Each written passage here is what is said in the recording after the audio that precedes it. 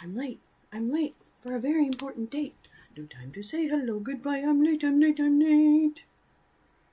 Hi, good morning. Sorry, I'm very out of whack here. Out of whack. Nobody thought I was going to have a show. Oh, it's because I didn't have a thing up. Sorry. That's my bad. That's my bad. That is... Oh my God, this isn't even on. Hello. Wait a minute. It's all a mess today. Hold on. It'll come. Oh, good morning, everyone. Good morning. Good morning. Give me coffee. Speaking of which, give me coffee. Hi, Badge. Hi, Iggy. Sorry I'm late, you guys. One of those mornings. I woke up on time, but I just didn't move my ass fast enough. You know what I mean? Do you ever have those moments where you just don't move your ass fast enough? Hold on.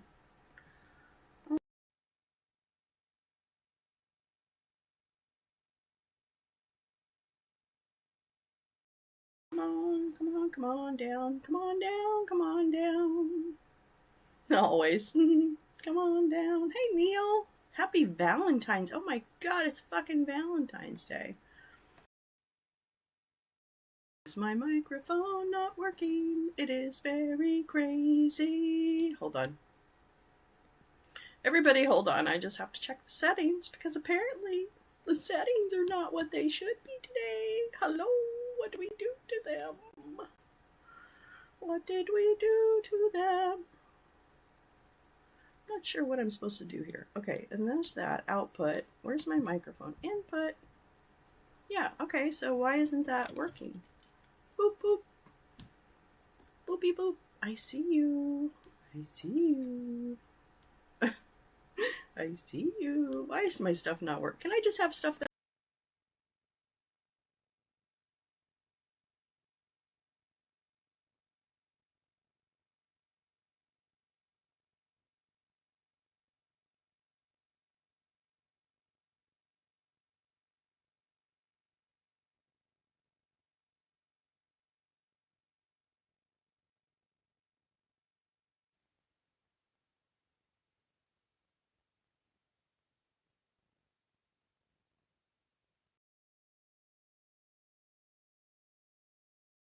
We'll come back to the old computer-based microphone. Hold on.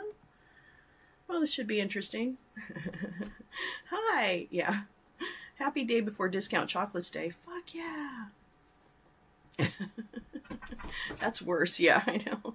My mind is still blown from that Butterfly Revolution Dark Enlightenment info yesterday. Yes. And I owe you some militia stuff. I keep forgetting to finish that. Communicate to you. All right. I don't know why this isn't working. This is really upsetting to me. It's really upsetting. I'm so sorry, you guys. It's really pissing me off. I can't hear myself. I can see that my voice is coming through, but I owe you an idiocracy meme. Good. I'm glad. I love being like co-embroiled in needing stuff. I will say one thing I want to watch today is what's happening in Munich right now at the security conference, and just see if we can pick off a couple of speeches there. J.D. Vance is probably already spoken. I think he was going to speak about 45 minutes ago. So we'll check in on the Munich security conference. But in the meantime, I don't know. Not sure how it's going to work because I think this may have screwed up all my... Hold on just a second. Let me just look. It's hard to see everything too.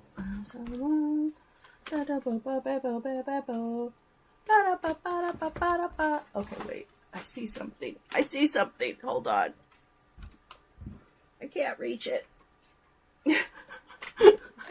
I can't reach it. You ever have something you can see but you just can't touch? Okay,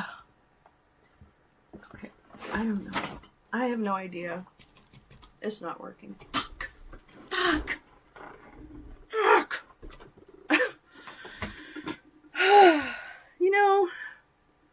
I have one thing in my life that I like. One thing. And it's this. He embarrassed himself? Good. Oh, y'all, this is so frustrating. I can't even tell you how frustrating this is. I'm really, really upset. Okay, that's fine. Whatever. I'm not really upset because we had some good news today. Let me find this. Is that Sky News? I don't know if I want Sky News. Where's DW? Where's the DW channel? There we go. Okay, so let's see if this was everybody. Was this everybody? I don't know. Oh yeah, I think it was. Okay. Yeah, okay. All right. All right. I'm just going to stop that there. Because what I want, is to go over or show you the Munich Security Conference. JD said he would urge German politicians to work with all parties, include the far right and anti-immigrant. No, JD Vance is a Nazi. JD Vance is not innocent. He is not stupid. He is doing the bidding of all of the people that we've been talking about. And he is the executor. So JD Vance is not a joke. And I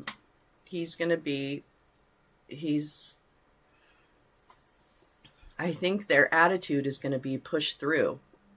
And I'm delighted to see that the European Union is like, no, that's not how we do things here.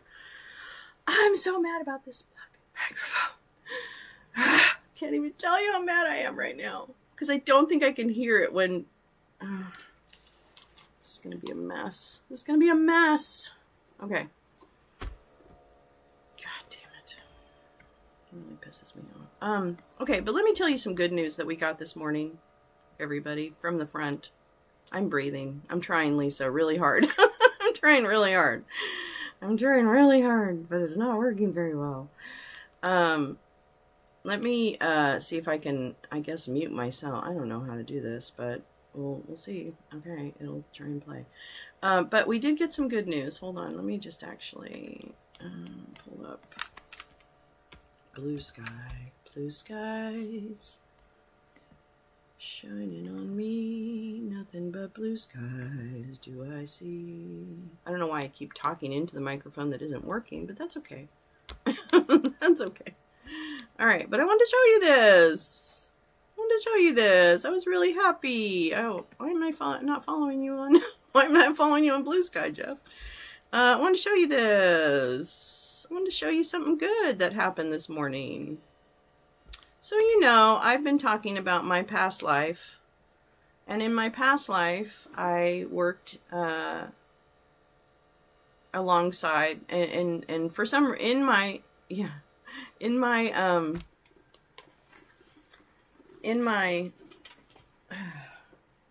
years of working, I as I've told you, I worked and I raised money for causes in Silicon Valley, and one of the people I got to know was Jeff Dean, who is really the when I knew him, he was the head of AI at Google back in the 2010s.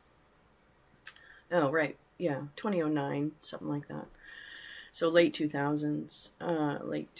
And so I got to know him and his wife and their kids and stuff like that. Really beautiful family, actually. Really nice people. Always liked them. And to me, Jeff and his wife and their kids really always thought about other people, right? Like they were just some of those people that were, I don't know if they were billionaires, but they were probably millionaires, and they were just really down to earth and really nice people and really cared about other people, and weren't, just weren't annoying, like they were really nice rich people. And I met a lot of rich people in my life, and not all of them are nice. But these two people really treated you like, you're not part of the furniture, even though you're not as, in the same social circles. But so they were just really different and really nice people. So if you know, I've been a little upset lately about Doggy and Silicon Valley. And so I reached out to Jeff on Twitter because I don't know how else to reach out to him. And then I got a DM from his daughter. And she said, "How do you know my parents?" And so I just let her know kind of who I was, really. And she remembers me. Anyway, she didn't say much about it afterwards. She didn't, after I explained to her how I know her and her parents. And she didn't really say anything.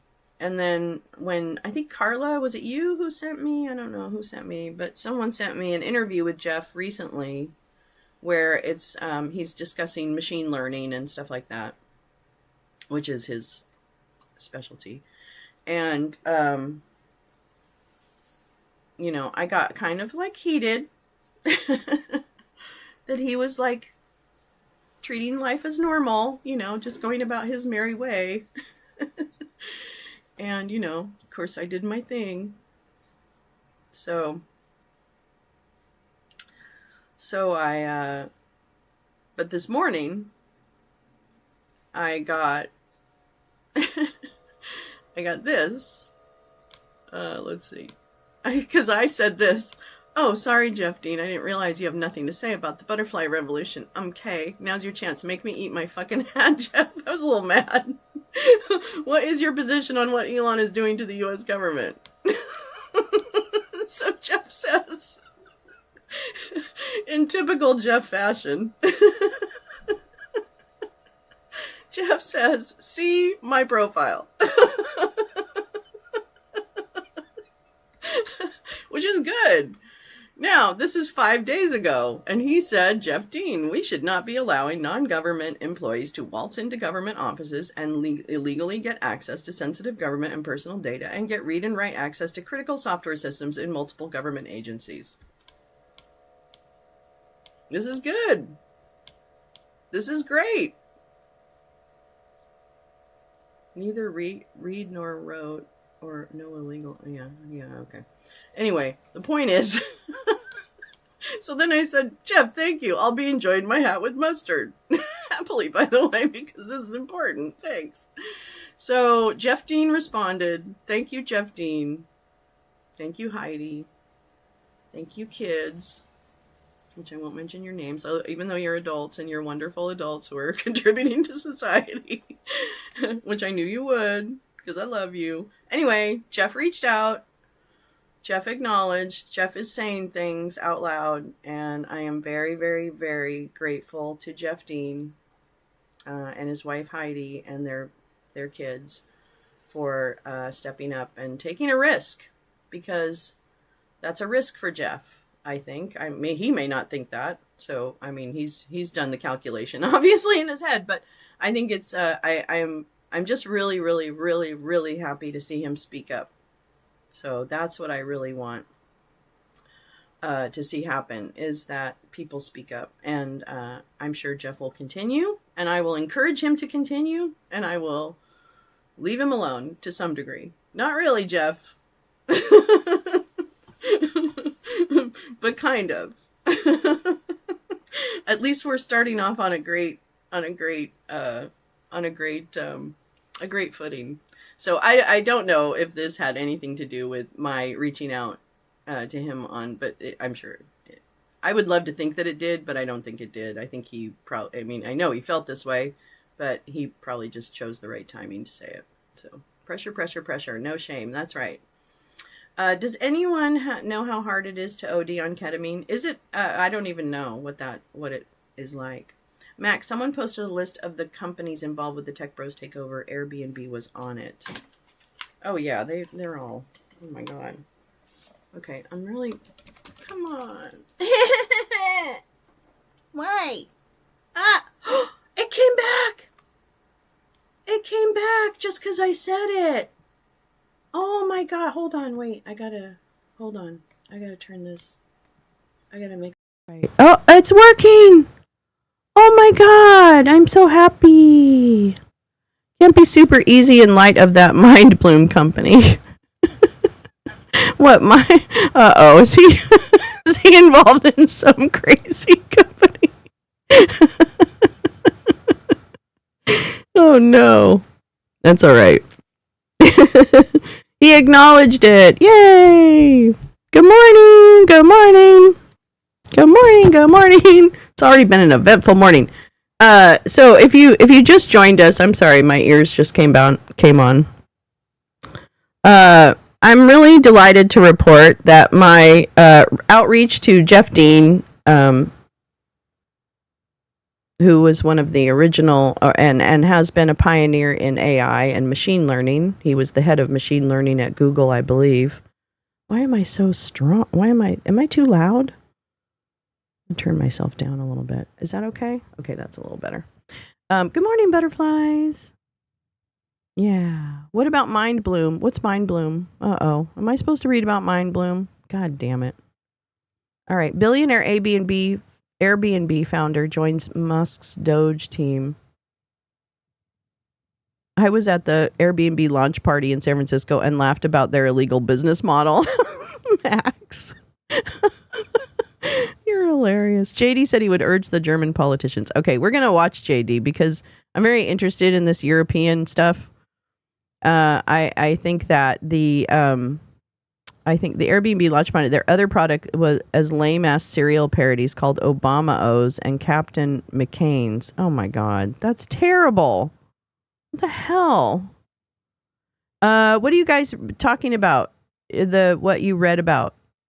I read something about that. What was that? Is that the Airbnb? Shocker. Millionairing.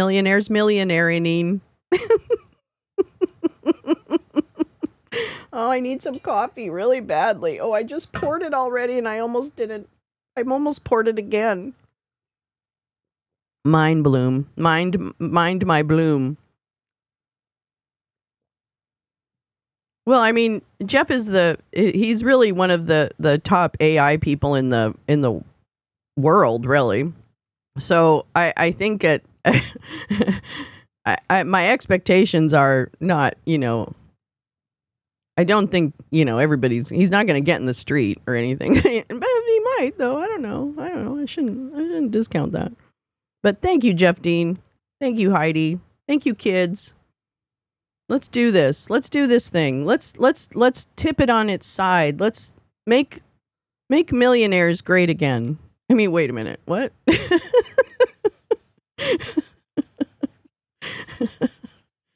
Anyway, that made me happy. I hope you're not mad at me, Jeff. Don't be mad at me. I don't think you are. I think you're better than that.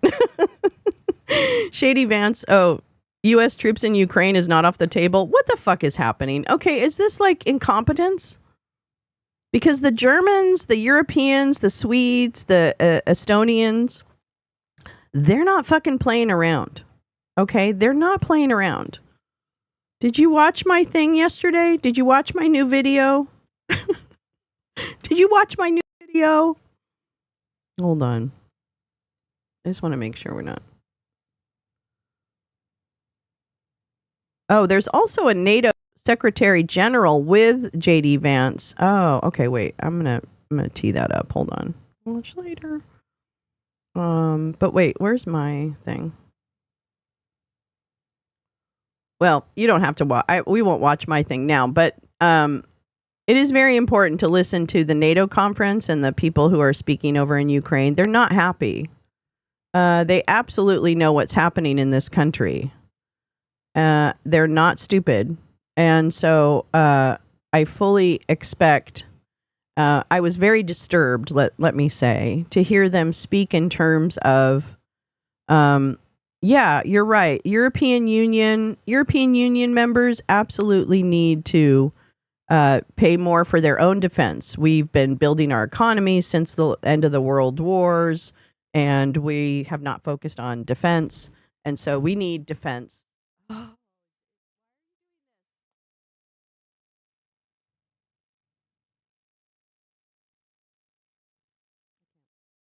just going to switch mics every time. I'm going to switch mics. Fuck you. Fuck you, system. You're not going to stop me. Stop it. You're not going to stop me.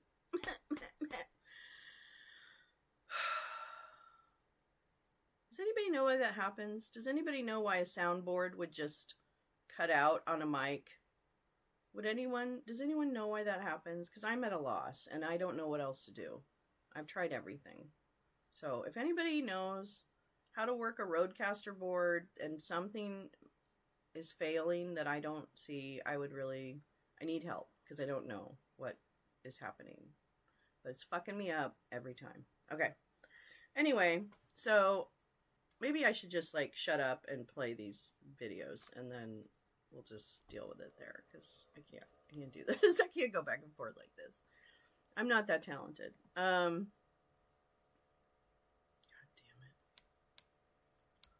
damn it. Okay. Let's see here. What's this? No, I don't want that. Tech for.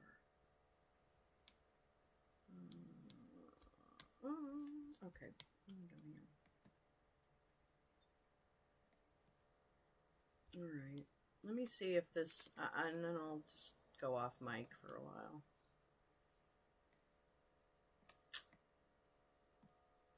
Yikes. Is there a growling sound? No, it just no, nothing happens. It just fades out. The sound just fades out. I don't think it's a wire.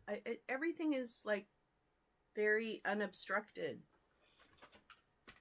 I don't know. Maybe something. I don't know. I mean, whatever. Okay. Anyway, let's see if this works. I have no idea if it's going to work or not. I'm not really confident right now, but let's give it a shot. And we'll see what happens. And if not, I'll send you the links and you guys can watch them on your own. If that's what we need to do, it'll be Free Friday. Okay, where am I? Here we go.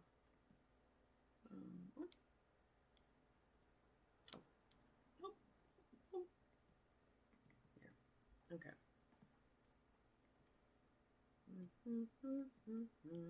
All right. Oh, actually, I'll just leave that there. Okay, so this is the Munich Security Conference.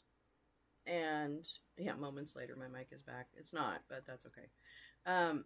This is a Munich Security Conference, and I think this is gonna work. I don't know. So let me see what the sound sounds like when I do this, but let me mute myself and then I'll play the sound.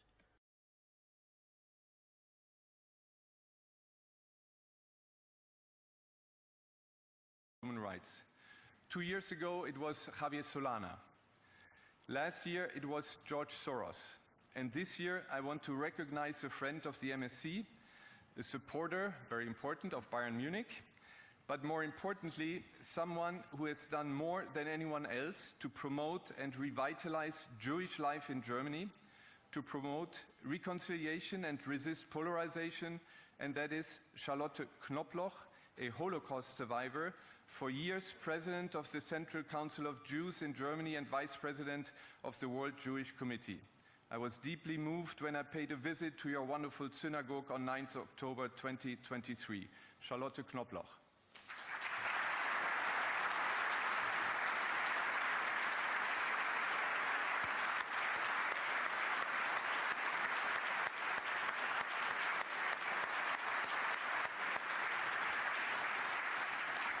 I would like to express my gratitude to all our supporters and partners who make this conference possible. The State of Bavaria, the City of Munich, the Federal Ministry of Defense, and the people of Munich who have endured and are enduring our blocking of parts of the city, our generous business and foundation partners, our host broadcaster Bayerischer Rundfunk, who will be broadcasting months ahead of schedule. Hospitality You're all familiar, I trust, with the close-knit atmosphere here in this hall and the occasional squeeze in the busy corridors, an ambience that lends this conference its unique character year after year and that I've experienced myself. At the outset, my hope is that we make full use of this special gathering for respectful dialogue, for fresh ideas, and for forging new connections. We need all of these things, especially in these turbulent times. I extend my sincere gratitude to the Bavarian Minister-President and the Lord Mayor of Munich for their proverbial hospitality in hosting us here. And I'd like to thank the organizers for their planning and organization, for curating the agenda and for bringing together such a diverse and distinguished and clear. We got the message. 24th of February 2022 marked a watershed moment, the day on which Russia, in breach of international law, invaded Ukraine, the day on which Putin reduced Europe's security order to rubble. For 3 years now, Ukrainians have been fighting day after day for their country and for their freedom. For those 3 years, Germany has stood beside them, providing humanitarian, financial and above all military support as the world's second largest donor after the United States. And after these 3 years, I can say Europe has heard the wake-up call, and so has my country. Germany has significantly increased its expenditure on security, by the way, backed by a large majority in Parliament and among the public. We understand it was necessary. But we also know that this is no cause for complacency. Expenditure on security must continue to rise. Our Bundeswehr, our armed forces, must become stronger, not to wage war, but to prevent war. As threats increase, our ability to defend against those threats must keep pace. The 2% target, which we formally agreed in Wales in 2014, belongs to another era that was confronted with different threats. And a decade on, we will need to spend considerably more than was agreed back then. There's no way around this. And any future government in Germany will have to provide the necessary financial scope it requires. My country has been a member of NATO for 70 years. I believe we Germans should not merely look back nostalgically, grateful for 7 decades of security. No. As I see it, we must ask ourselves what we owe NATO today, so that in another 70 years, it will still be able to defend freedom and security. Yes, we got the message. We need balanced burden sharing between Europe and the United States. NATO must stand on 2 equally strong pillars if it is to remain valuable to both sides. I am confident that my country will do its part. Naturally, ladies and gentlemen, this discussion is not just about increasing European troop levels, but also about reducing the American troop presence in Europe. I talked about this earlier today with Vice President Vance. And I told him that regardless of what your decision may be, discuss it with us. We share that objective, so let us coordinate the path to achieving it. In any case, none of us can have an interest in weakening NATO's capabilities in the short term or in questioning the alliance in the long term.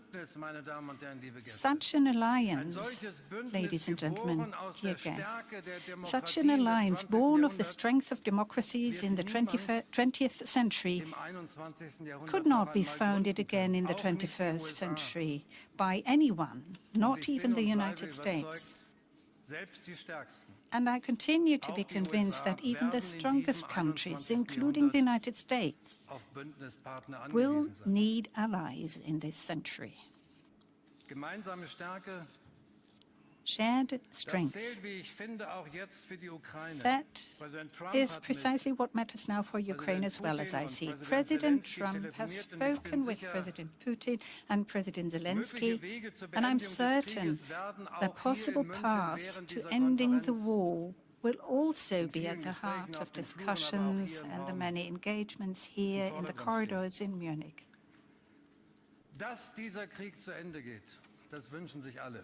That outcome, an end to this war, is what we all hope for.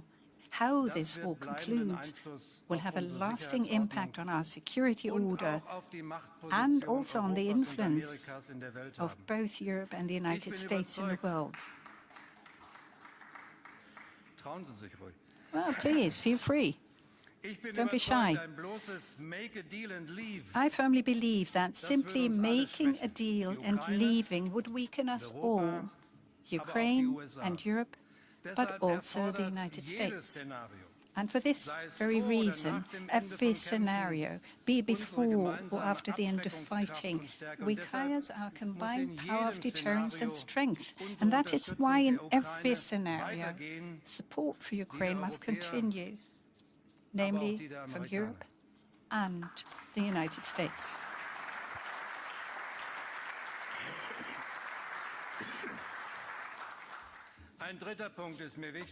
The third point is particularly important to me.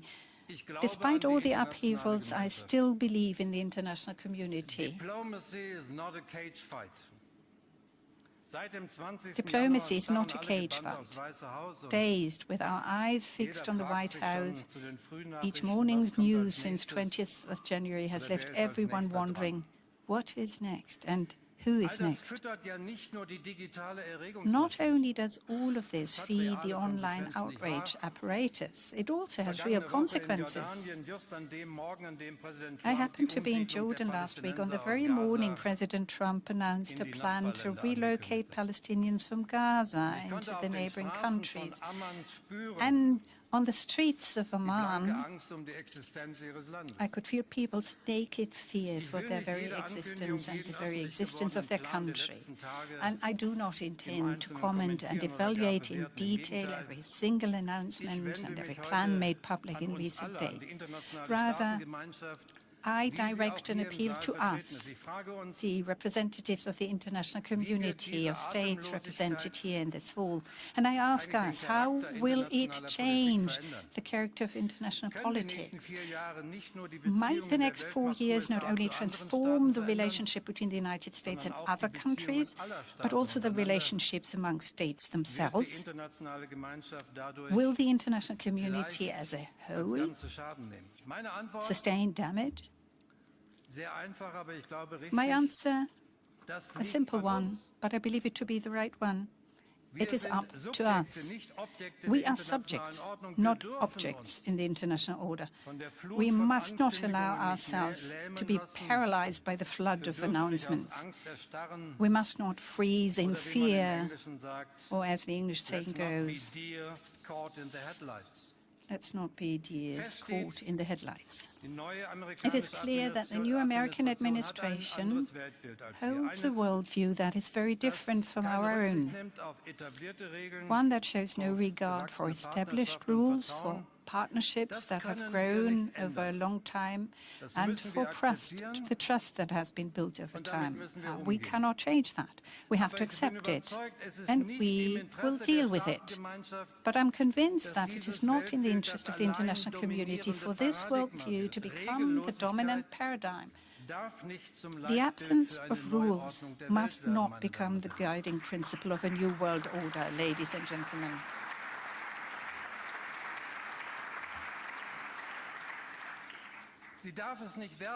It must not become the guiding principle of a new world order, because that would mean abandoning our civilization's most crucial achievement laid down 80 years ago in the Charter of the United Nations. They're agreeing to and speaking in terms of increasing their own defense budgets, not because Trump won some from them. And I know that's going to be what people would like to think. If you watch my video where I highlighted the Swedish, the Lithuanian, and the Estonian defense ministers speaking. They are they're increasing their budgets because they realize that the United States is no longer there for them. That's what this is all about. So the Europeans know their memories of World War II are far different than ours as a collective. And they understand Putin and what his ultimate goals are in terms of Russifying Europe. So, you know, this is the thing. The Europeans are very clear-eyed when it comes to what the threat of a Donald Trump regime is. And so it's actually great to hear them speak so frankly about the fact that they don't consider the United States. I mean, they talk about us as an ally, but you can really, if you listen, you can tell that what they now know is that the United States will not be there to help them. Increases in defense spending for any EU country will also help deter tariffs, right? So there's, you know, but the when you watch my video, it's really clear, especially like the Baltic states, that they have lived with the threat of Russian expansion for centuries, and they're not having it. They're not having it. Yeah, we have lots of military, so it's very interesting time, and that's why I think it's important to pay attention to what's happening over here. What's this? What's this? What's this? Vance scolds Europe on democracy, but offers no clarity on Trump's plan for Ukraine. Yeah, we're going to listen to him, actually. We can jump right to him if we want to.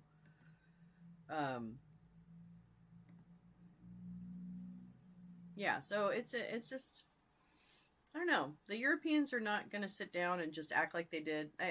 To me, it's like they acted last time like he was kind of a, you know, just a bad child. But I think they're obviously just a little more not having it right now. And this woman, I can't remember who she is. Can't remember what her name is. Let me see. This is another 45-minute speech. No. Ladies and gentlemen, it is my pleasure and honor to welcome the President of the European Commission, Ursula von der Leyen.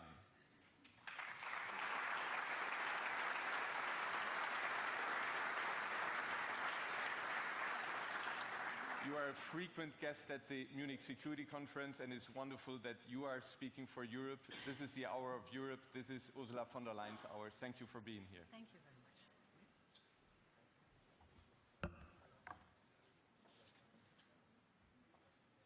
Herr Bundespräsident Steinmeier, Ministerpräsident Söder, Excellencies, ladies and gentlemen, can we lower a little bit this piece here, or is that impossible? It seems impossible. Okay. Like many of you, I've been coming here for many, many years, and I see many familiar faces. I've been coming here from the times when it was an exclusively transatlantic audience, to today when we see political, business, and thought leaders from right across the world. This is a testament not only to the great success of the Munich Security Conference, but it also reflects on how the rest of the world impacts our security and our transatlantic relationship. Our task here in Munich is not just to describe this year's geopolitical landscape, but to shape it. And shape it in a way that ensures that our transatlantic values endure and our interests are defended. Because there is a clear attempt by some to build spheres of influence. Competing visions of the world order are leading to a more transactional approach in global affairs. And Europe has to change to thrive in this new reality. We have to be smart. We have to be clear-eyed about what is ahead of us. from a rogue Russia on our borders to challenges to our sovereignty and our security. And we should not underestimate the disruptive potential of intense competition or even a bipolar conflict between China and the United States. This may be uncomfortable to hear, but this is a time for plain speaking. The good news is that as we approach this new year of change, Europe is already reforming. The pandemic, the war in Ukraine, the full-scale energy crisis have been brutal times for all of us. But in Europe, they showed us also that when we adopt an urgency mentality, we are a force that can move mountains.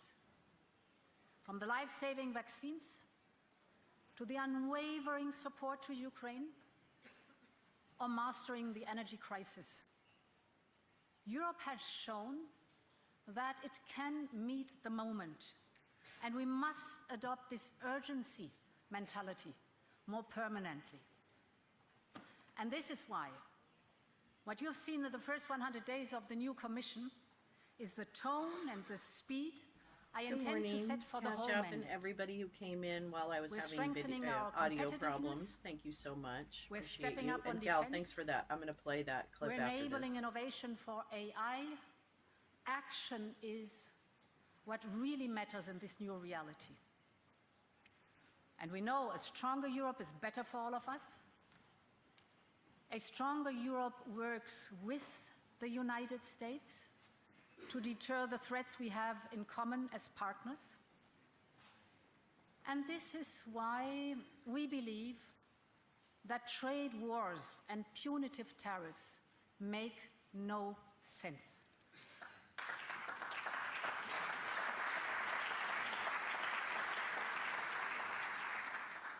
Tariffs act like a tax. They drive inflation. The hardest hit are inevitably workers, companies, the small income, the middle classes on both sides of the Atlantic. And we know how quickly tariffs can affect essential transatlantic supply chains. We do not believe that this is good business, and we want to avoid a global race to the bottom. But as I've already made clear, unjustified tariffs on the European Union will not go unanswered. And let me speak plainly. We are one of the world's largest markets. We will use our tools to safeguard our economic security and interests, and we will protect our workers, our businesses and consumers at every turn. Of course, we're ready to find agreements that work for all, to work together to make each other more prosperous and more secure. Ladies and gentlemen, at the heart of this is, of course, defense and the security of Ukraine, of our continent, and of the wider world. In this room, we all feel it, what's at stake. This is a moment in history. Great challenges loom.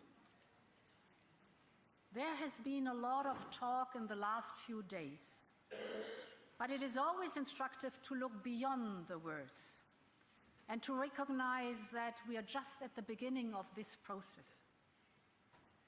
Let's take stock of the starting positions.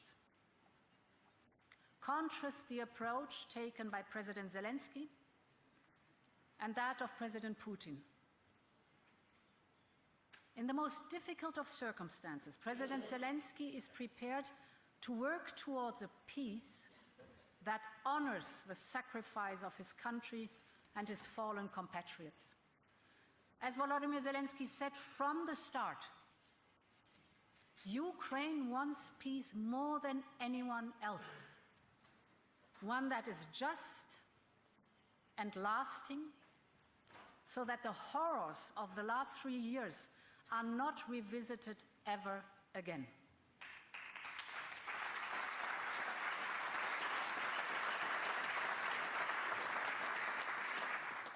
On the other hand, President Putin says he's willing to meet, but on what terms? It is up to him to demonstrate that his interest is not to prolong this war. It is up to him to show that he has given up his ambition to destroy Ukraine. And let me be very clear. A failed Ukraine would weaken Europe, but it would also weaken the United States.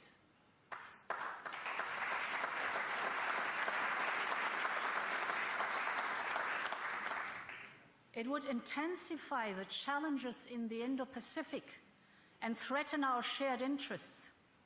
Because what we have seen is the authoritarians of this world are carefully watching whether there's any impunity if you invade your neighbor and violate international borders, or whether there are real deterrents.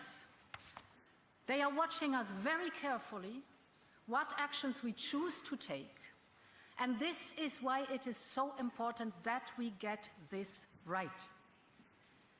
Ukraine needs peace through strength. Europe wants peace through strength. And President Trump has made clear the United States is firmly committed to peace through strength. So I believe that by working together, we can deliver that just and lasting peace. And there is a lot that Europe already has brought to the table. Historic amounts, actually. Financially and militarily, the overall support amounts to 134 billion euros. That is an equivalent of $140 billion. That is more than anybody else has contributed. This includes $52 billion of military assistance, on par with the United States. We have put in place hard-hitting sanctions, substantially weakening Russia's economy. We have broken one taboo after another and smashed our reliance on Russian gas, making us more resilient permanently. And we are about to do more. We are working with Ukraine on their EU accession, because Ukraine is part of our European family, and this is where their future lies, here in Europe.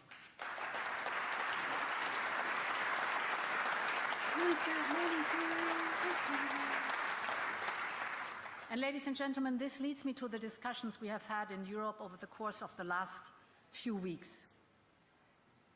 Many in the security circles in Europe were confused, some even worried, by the comments made by senior US officials earlier this week. But we need to be honest here. And we need to avoid outrage and outcry. Because if we listen to the substance of the remarks, we not only understand where they are coming from, but recognize there are some remarks we can agree on. Because yes, both the United States and the European Union want an end to the bloodshed. We want a just and lasting peace, one that leads to a sovereign and prosperous Ukraine. And Ukraine should be given solid security guarantees. But perhaps what resonates with me the most is the need for Europe not only to speak frankly, but also to act accordingly. So let there be no room for any doubt.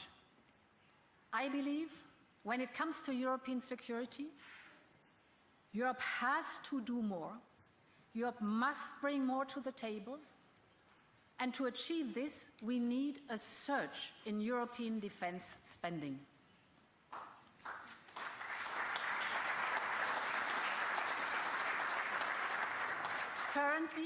Currently, the EU 27 are spending around 2% of GDP on defense. And yes, our defense spending went up from just over 200 billion before the war to now over 320 billion last year. But we will need to increase that number considerably once again, because from just below 2% to above 3% will mean hundreds of billions of euro of more investment every year. So we need a bold approach.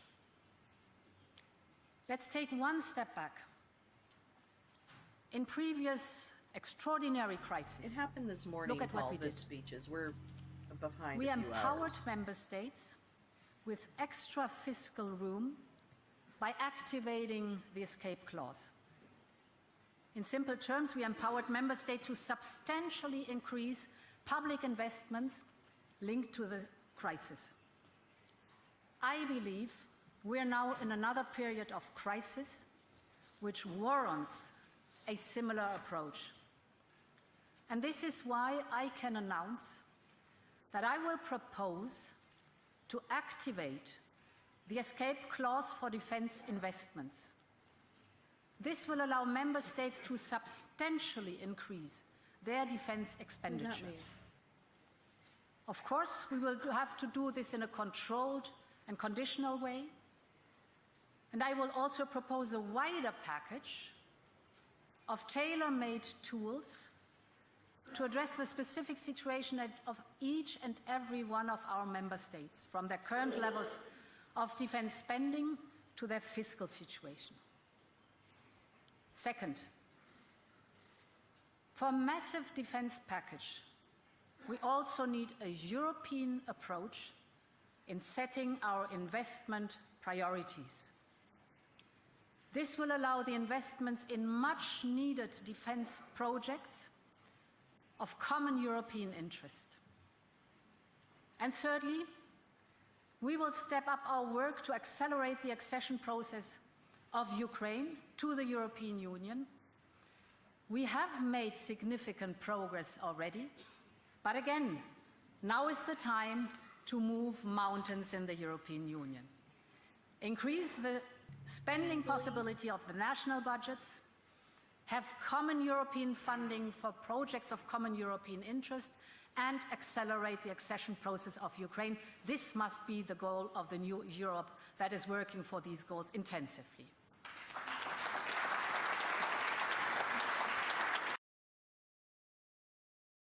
All right, we're gonna come back to JD Vance, but I want to play this other piece that Gal shared.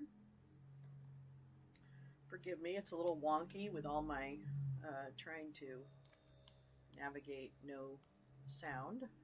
But this is what Gal just shared, and so let's take a look at this. This is Nick Brown, the Attorney General from Washington State. Paul J.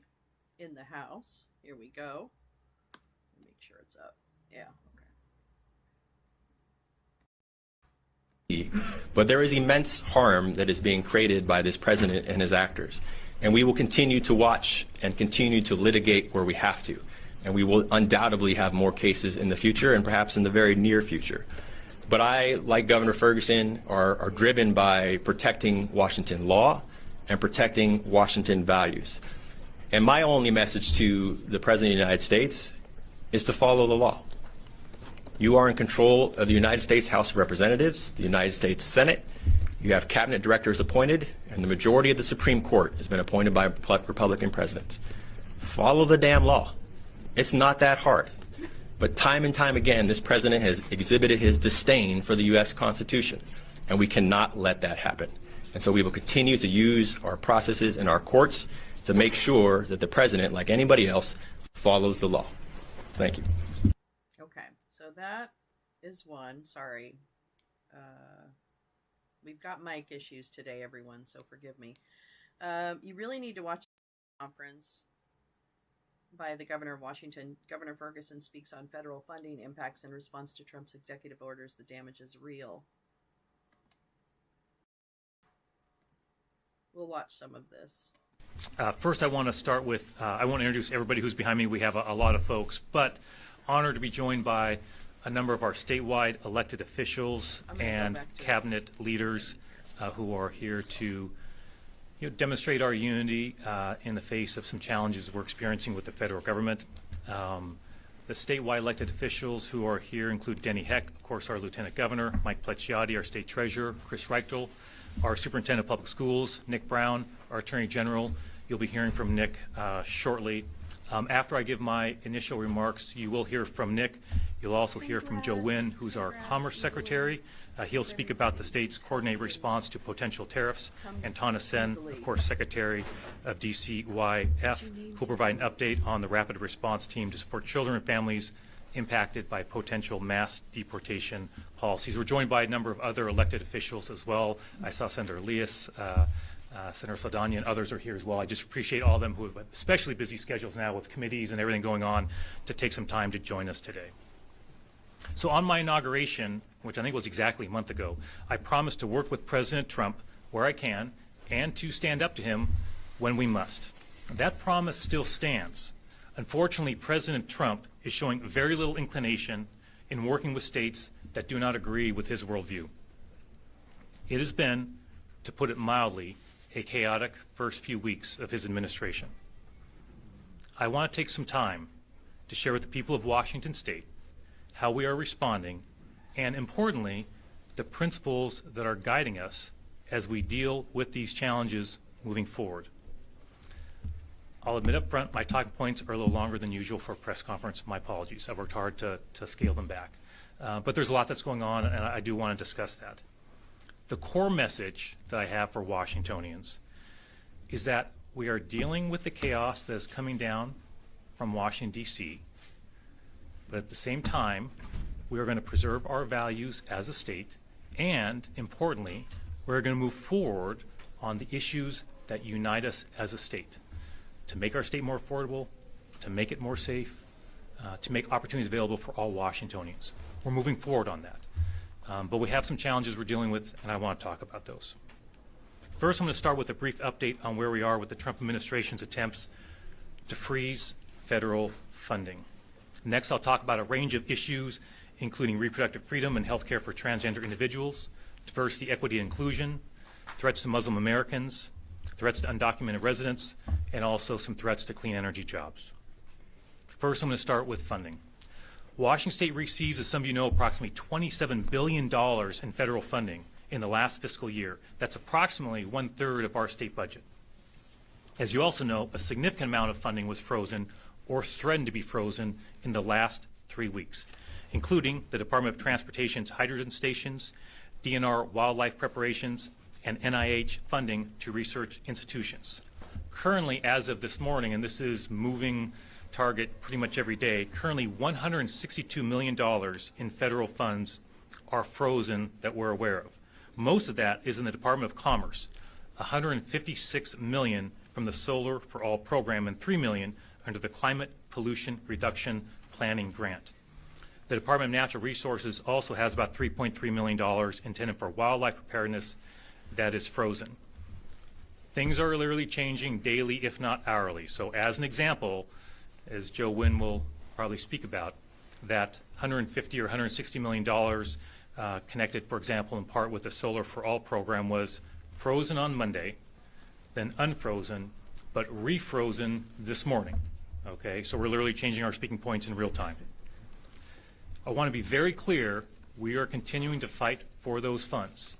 And thanks especially to the whole team, and in particular to Attorney General Nick Brown and his excellent team, including the Wing Luke Civil Rights Division, who of course have been in court on making sure that the President must follow the law when it comes to freezing any potential funds.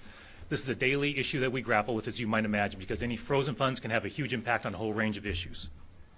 I want to be clear that the freezing of funds is not the only threat to federal funding. So, for example, United States Attorney General Pam Bondi sent a directive declaring that sanctuary jurisdictions can lose access to federal law enforcement funding.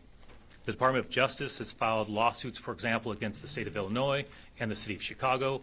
I think just yesterday they also filed a lawsuit against the state of New York and, I believe, New York City regarding some of these policies. Washington State receives approximately $58 million in federal funding from the Department of Justice. I'll speak more about this a bit later, but we believe those funds are not impacted by this directive. But again, I'll talk a bit more about that later on. Regardless of how many victories we win in court, thanks to the hard work of the AG's office, we know that the President's efforts to wield federal appropriations as a hammer in order to force Washington to change our values is unlikely to stop anytime soon. Fortunately, the 10th Amendment protects the rights of states like Washington State to set public policies as long as those policies do not conflict with laws passed by Congress or the Constitution. I'm going to address several of these areas where the Trump administration is targeting specific groups or programs and detail our approach. First, reproductive freedom and health care for transgender Washingtonians. Let's start with health care. When it comes to health care, Washington State will be guided by doctors and other health care providers, not politicians in Washington, D.C. In contrast, we've seen the consequences when states do not follow this principle. Pregnant people turned away from emergency rooms or having to access health care in another state, like Washington State, because doctors are afraid they'll be prosecuted for caring for their patients. Washington State strongly supports reproductive rights, and a majority of Americans agree that they don't want the government deciding what type of medical care they or their loved ones can receive. The transgender community in particular is under attack right now, including their ability to access health care. As you know, if an individual's sex assigned at birth is incongruent with their innate gender identity, this can cause varying degrees of gender dysphoria, a serious medical condition. That's not a political opinion, that's a medical fact. Gender dysphoria is a medical diagnosis contained in the American Psychiatric Association's DSM 5th edition. Healthcare provided to treat gender dysphoria is just that. It's healthcare. In Washington State, we will not treat healthcare like a political football. Because Washington's healthcare laws will be informed by healthcare professionals, we will continue protecting access to a full range of reproductive healthcare options as well as healthcare for transgender individuals. Healthcare is a human right and a civil right, and in Washington State, we will respect that. Diversity, equity, and inclusion. President Trump has put a target on DEI. In fact, he seems to be obsessed with it. Here's our response to these attacks. Washington State will continue to use state dollars to promote anti-racism, diversity, equity, and inclusion. These values improve our government. They make us more responsive to the people. Cities and counties in Washington State will face their own choices, but Washington State will, within the budget constraints we face, will preserve trainings and programs that improve government. Programs, by the way, that ensure that we see and consider the impacts of policies and decisions on every Washingtonian, not just those who can access government, not just those who can afford to hire a lobbyist. Every single Washingtonian is considered when we all make big decisions that impact, guess what, all Washingtonians. That seems fair to me, that seems right to me, we're going to continue doing that. President Trump will find that many laws passed by Congress and appropriations made by Congress explicitly acknowledge the goals of diversity and inclusivity, and we will raise those points with the courts when necessary. It is, of course, possible some federal funding in this area will be eliminated. However, the President cannot stop Washington State from using our resources to advance our values. We will ensure that our government represents all Washingtonians, including those that have been historically marginalized and underrepresented. We're also going to help our employees feel a greater sense of belonging in our state. Muslim Americans. During his last administration, the first group that President Trump targeted was, of course, Muslim Americans.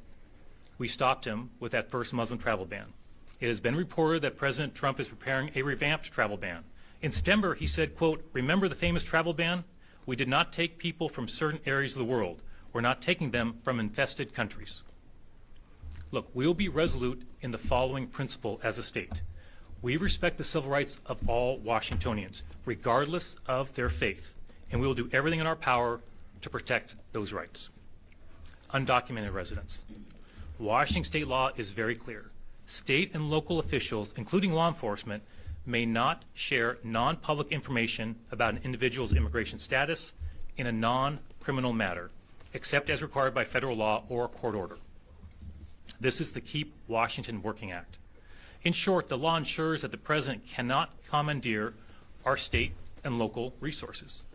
The United States Constitution, thankfully, protects states against this type of federal overreach. It is important to remember that the Keep Washington Working Act serves two very important purposes. Number one, it protects the hardworking Washingtonians who are abiding by our state laws and serving our state in a variety of ways. It keeps these individuals working and contributing to our economy and businesses, which is why it's called the Keep Washington Working Act. Second, the Keep Washington Working Act protects our scarce law enforcement resources. Washington ranks last in the number of law enforcement officers we have per capita. I'm working with the legislature and Senators Jeff Holey and Senator Manka Dhingra to change that. But the point is, we have real public safety challenges in Washington State, and we cannot afford to divert scarce law enforcement resources away from solving crimes and making our communities safer. Washington's Keep Washington Working Act is consistent with and requires compliance with binding federal law. Consequently, we are confident that Washington's law and policies do not violate Attorney General Pam Bondi's directive, and there's no basis for withholding funding, some of which supports our state's multi-jurisdictional drug and gang task forces. If necessary, we will see the President in court if he attempts to block this funding. Here's where I agree with the President. Undocumented individuals convicted of serious felonies in Washington State are placed in the Department of Corrections custody. Washington law, including the Keep Washington Working Act, does not prohibit the Department of Corrections from sharing information with federal immigration authorities regarding individuals in its physical custody. Groups that I respect have asked that I seek to change this law or proactively direct the Department of Corrections to cease providing information to ICE. I will not do that. My direction is that the Department of Corrections continue to lawfully work with federal immigration authorities regarding those individuals. It's one thing if the President wants to invest additional resources in deportation actions against undocumented Washingtonians who commit serious crimes. However, the overwhelming majority of undocumented residents of our state, and every other state for that matter, are decent, hardworking, law-abiding residents who contribute significantly to our economy and our communities. We will protect law-abiding Washington families, and Tana Sen will have more to say about that in a few minutes. Finally, clean energy jobs. The President is targeting funding that supports the clean energy economy. The primary impact to federal funding in the first weeks of the Trump administration involves federal funding that supports the clean energy economy. Because the President is attempting to disinvest from clean energy jobs in all 50 states, somewhat oddly, he's actually presenting us with an opportunity to lead the nation. Because we're not stepping back on these issues, we're stepping up on these issues. 3 months ago, Washingtonians overwhelmingly voted to preserve the Climate Commitment Act. That act allows Washington to invest significantly in the same jobs that President Trump seems determined to eliminate. Manufacturing jobs that create clean energy infrastructure like electrification, solar wind, hydrogen, and fusion. Forestry jobs that help us fight wildfires. Whether the President likes it or not, the transition to a clean energy economy is coming to Washington State. President Trump may be setting back the United States, but he's giving us a head start on leading the nation, and we will seize that opportunity. You can expect announcements from me in the coming weeks about investments that we are making in exciting companies in Washington State that will create good-paying jobs in the clean energy economy all across Washington State. To conclude, my hope is that every Washingtonian, regardless of who they voted for president, can get behind the following principles. We will protect the civil rights of all Washingtonians. We will respect the right to health care that is prescribed by a doctor, not a politician. We will stand up for all law-abiding residents who are contributing to our state and our economies, regardless of their immigration status. We will create good-paying jobs in all corners of our state. My message to President Trump is fairly simple. I'll work with you on areas of common interest, but you're making it tough, okay? But I'm still committed to that. I really am. But if you overstep your authority, we will stand up to you. President Trump's chaos will not stop us from working on behalf of the people. We will continue to do our job and serve the everyday needs of Washingtonians while we are protecting Washingtonians from any cruel and unconstitutional actions. Is what's happening in D.C. taking some of my time as governor? Yes, of course it is. Does it take most of my time? No, it does not. And I want Washingtonians to know that. We are, as a group, and many others who could not be here today because they've got busy jobs they're doing as well, but we are all committed to this, okay? We're going to deal with what's coming at us from Washington, D.C., and we're working very hard to be extremely coordinated in that effort. And at the same time, preserve our values as a state and move forward on the important issues we're facing. Last weekend I was in Ellensburg, speaking to prospective college students and their parents. Why? I was reminding them to fill out their FAFSA form. You guys know about this. Thanks to our legislative leaders, we have incredible opportunities for financial assistance for so many Washingtonians. It's incredible what the state has done to make that available. Guess what? We do a lousy job of getting students and their parents to fill out the form. We rank near the bottom. We need to change that. That's why I was there in person to talk to those students and those parents about the form and encourage them to complete it. We're working hard with a bipartisan group of legislators. I mentioned Senator Holy and Senator Dingra to create a $100 million grant program to hire more law enforcement officers across our state. We're moving forward to make Washington a better state and a more affordable state and a safer state. We're going to continue fighting to ensure that every Washingtonian, regardless of where they live, whom they love, what they believe, how they identify, where they work, or where they were born, has access to a quality education and skills training, health care, safe communities, clean air and water, and safe work environments. We will keep fighting to make our state safer, government more efficient, ferries more reliable, and our state more affordable for families. We're going to keep moving forward. We're not going to change our values. In fact, we are going to lean into them.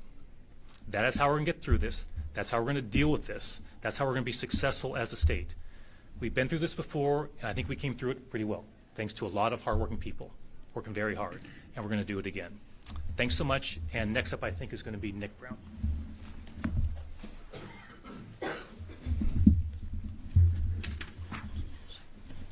First of all, thank you to Governor Ferguson for his remarks and for inviting me to participate today. I had not thought about it until walking in the press conference this morning that the last time I was at a press conference in this office was under somewhat similar circumstances when this administration and this state was taking aggressive action against the first Trump administration, challenging the Trump Muslim ban and talking to the public about the actions that we were taking to continue to defend all Washingtonians. So it is good to be back in the governor's office. I want to reiterate what I reiterated recently, that when I took office as the Attorney General, I made a commitment to the people of Washington to defend the U.S. Constitution and the laws of Washington State. And we will continue to do that no matter what. Unfortunately, in the first few weeks of this president's administration, we've seen an all-out attack on the rule of law. And over again, the President of the United States and his administration has failed to follow the Constitution, has failed to follow laws passed by Congress, and we cannot let that stand. And like Governor Ferguson and many of the people that are up here today, I am hearing countless concerns about the impact of the president's inability to follow the law, the harms that they are personally facing and dealing with, from loss of funding to loss of health care to loss of their legal right to be here in the United States. And when the president harms people and when he violates the law, it is incumbent upon all of us to work collaboratively to do everything we can to defend the law. And so thus far, the AG's office has participated in 4 separate lawsuits. We are leading on 2 lawsuits to defend transgender health care and on birthright citizenship. And we have joined our colleagues in other states to make sure that we are protecting funding that has been authorized by Congress and to protect the grants that are given out by the National Institute of Health. All of these issues get to things that protect Washingtonians and defend their rights and liberty and provide for their protection. And the next 4 years, we're going to have to keep a closeful watch on what is happening from Washington, D.C., because like Governor Ferguson reiterated, we have huge jobs with massive responsibilities. And although the work that we do to challenge and stand up for Washingtonians in the face of what's happening from DC often gets the headlines, it is not the bread and butter of what we do. Every day, the AG's office, like any other agency in this state, is working hard to improve the lives of Washingtonians, irrespective of what is happening in Washington, D.C. But there is immense harm that is being created by this president and his actors. And we will continue to watch and continue to litigate where we have to. And we will undoubtedly have more cases in the future and perhaps in the very near future. But I, like Governor Ferguson, are driven by protecting Washington law and protecting Washington values. And my only message to the President of the United States is to follow the law. You are in control of the United States House of Representatives, the United States Senate. You have cabinet directors appointed, and the majority of the Supreme Court has been appointed by Republican presidents. Follow the damn law. It's not that hard. But time and time again, this president has exhibited his disdain for the U.S. Constitution, and we cannot let that happen. And so we will continue to use our processes in our courts to make sure that the president, like anybody else, follows the law. Thank you.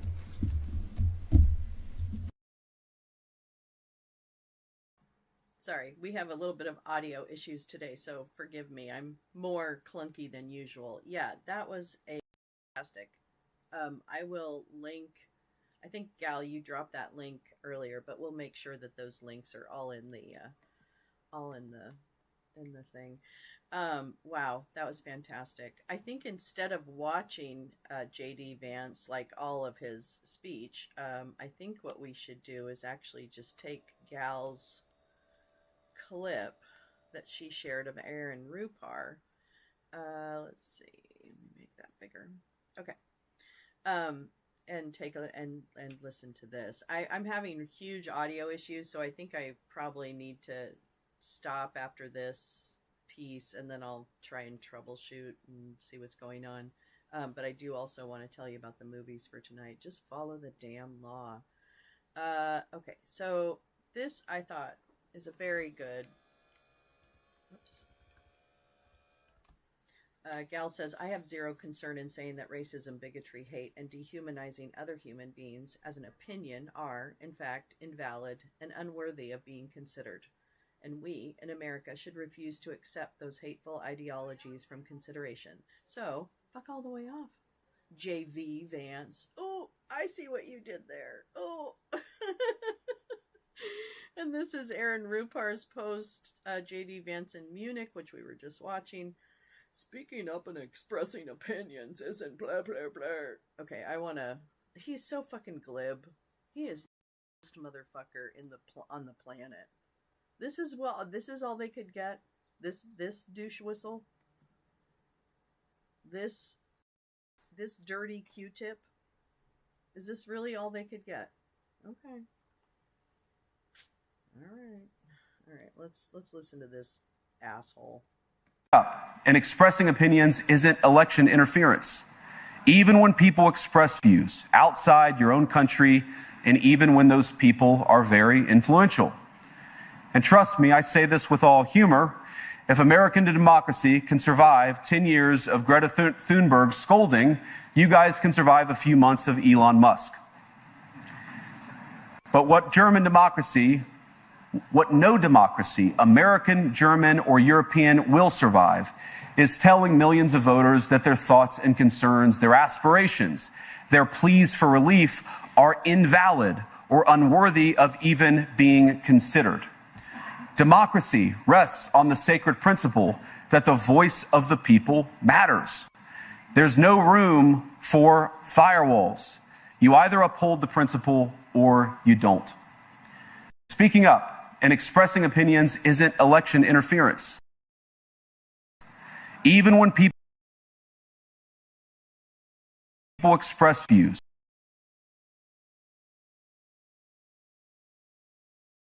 God, shut up, J.V. Vance, you asshole. Oh my God. Yikes. So there's a lot. It's a lot.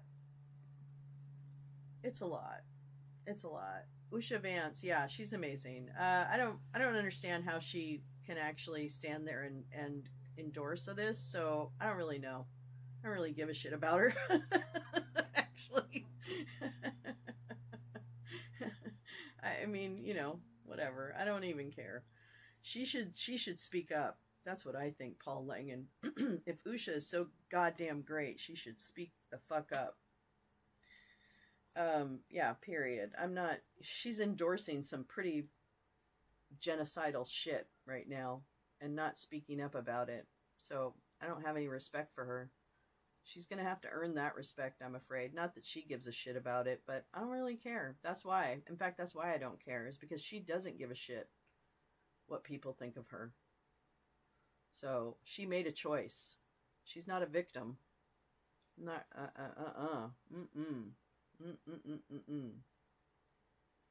Yeah, well. Anyway. These flim-flam people. So, so I think that, yeah, yeah, in fact, it's worse to be in the spotlight of it and not say, I can't do this. Hey guys, I'm out. I don't know if she's afraid to. I don't know. I don't want to get into it. I'm not in her head, and I don't want to be in her head. I just know that what I see is someone who is standing by silently as people's rights are stripped away. And clearly her and I don't hold the same worldview. Otherwise, she would not be able to actually continue with that charade. So, whatevs. Hey, whatevs. Not my monkey, not my circus, not my monkeys. Is that what it is? Not my monkeys, not my circus. I don't live in their relationship. Yeah, to me, she's like Cheryl Hines, who is equally. In fact, actually, Cheryl's probably a little more pathetic, because Cheryl has said things out loud. So Cheryl has proven that she actually she agrees with her husband. So yeah. So whatever. You know what? Again, I don't want to get involved in people's relationships. And it's too easy. It's too easy to comment on stuff that I have no idea what's happening. But from this vantage, I always wish people would do more. I don't know. If you have a voice, if you have a big voice, it's just a shame not to use that big voice. That's all. That's what I really am kind of like sad about. So let's see here. There's a lot. It's Friday. Happy Friday. Oh my God. I'm sorry the sound issues are happening. I'm going to try and troubleshoot that a little better today. I think it must be a problem. Maybe I have a driver issue, but I think all my drivers are up to date. So anyway, I'll poke around the computeries and see what happened. Yeah, it is complicit enablers. I mean, there's something in it for them, I guess. I don't know. I don't know if I could do that. In fact, I know I couldn't. No, I can't even. I know for sure I could not do that. I'd be like, that's what you guys think? I'm out of here. So anyway, I think that is probably the, it is sad. It is sad. But we had a great victory of really getting getting some traction. We heard from Jeff Dean was kind enough to tag me in a post where he denounced what Doggy was doing. So Jeff Dean was someone I had reached out to as an influential voice in Silicon Valley. Really one of the, was an early leader in AI and machine learning at Google. And so, yeah, we got, it was nice of him. He, I said my usual stuff, and then he, he's like, okay, here, I'll tag you, goofy. So anyway, yeah, sending so much love. Oh, it has been. Oh, Lee, we're sending you such big hugs back. You have had a week and you're only getting into the middle of it with all the trade. Yeah. Yeah, it really matters, Pep. It really matters. When people say things out loud, it really carries. And so, that's why I'm so fervent about big voices being really focused and saying things. Oops, I hear the doggy. So it's probably good timing. So let me tell you what's happening, because we've got great things happening. Okay, we've got some great things. Pepper Saltina is here, the best handle on social media. I know. Your reports for the field are valuable, Lee. Thanks for sharing. Absolutely. That's absolutely true. Absolutely true. And so let's see. Oh, tonight it's movie night. It's Friday night. It's movie night on Discord. Woo woo. So we have 2 movies. Max has graced us again with a wonderful suggestion. So we'll be playing Matango, which is a 1957 film, I believe. And then after that, or before that, I can't remember which one's which. Then we're going to see, which one did I pick? It's some other monster movie from the 50s. Dang it. I can't even remember what it's called now. Oh my God, my brain. But I'll post all of those on all the socials today. So please join us tonight at 6 p.m., 9 p.m., blah, blah, Eastern. Right, yeah. For 2 movies on the Discord, and that'll be a lot of fun. So bring your popcorn, bring your blankie and your stuffed animal, and cuddle up next to the radio and watch. It's not Crab Women. I don't know. It's Spider something, maybe Monster something. I don't know, but it looks pretty good. And by good, I mean bad. My dog nails on the crab clicks. I can't crab click. So see you tonight at the movies. Then we have the lounge tomorrow night. And then Monday, Dinosaur is going to be somewhere in the city. If it's not raining, Dinosaur is going to be out and about, maybe spreading some joy at maybe a Tesla deal. I don't know. It could be a Tesla dealership. It could not be a Tesla dealership. I have no idea. I don't know. I'm just a dinosaur. So that'll be Monday for President's Day. And it's going to be good, because I got a surprise for you. Oh yeah, no, it's not just the dinosaur on the street making trouble. The dinosaur is going to have something a little special and new for you. Okay? Yep, you're going to have to tune in. Yep. Whoop, whoop. Paul Langan, that sounds like a party. I'm just a prehistoric creature with my tiny arms, man. Oh, wait. Just wait. I hope it works. I have to test it out. But yeah, we're going to make good trouble, folks. Let's go make some good trouble. All right, Good Trouble Friday.